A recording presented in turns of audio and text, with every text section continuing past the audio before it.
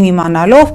այսօր թե վաղը Ալեն Սիմոնյանը մեկնելու է Ռուսաստան։ Ես միացնելու եմ հեռուստացույցը Ալեն եւ առաջի անգամ 24-ժամյա ռեժիմով նայելու եմ քեզ, ակնկալելով, որ դու քո ռուս գործընկերների երեսին բացահայտ կասես, որ Ռուսաստանը Հայաստանի դեմ իրականացնում է հիբրիդային պատերազմ, ի տարբերություն Արարատ Միրզոյանի, որ Ստրասբուրգում պատմում էր հիբրիդային պատերազմի մասին, բայց այնտեղ նստած եվրոպացի падգամավորները գլխի ընկան, որ դա Ռուսաստանն է, բայց քո դուխը չհերիքեց տալ Ռուսաստանի անունը, քանի որ մեր արտաքին հետախուզության տարեկան փաստաթղթում գրված է մի 50 տողով հիբրիդային պատերազմի մասին եւ դուք ասում եք, որ ներքին լսարանին, որ Ռուսաստանն է այդ հիբրիդային պատերազմը իրականացնում, ես ուզում եմ հավատալ, որ այսօր Ալեն Սիմոնյանը ի տարբերություն Արարատ Միրզոյանի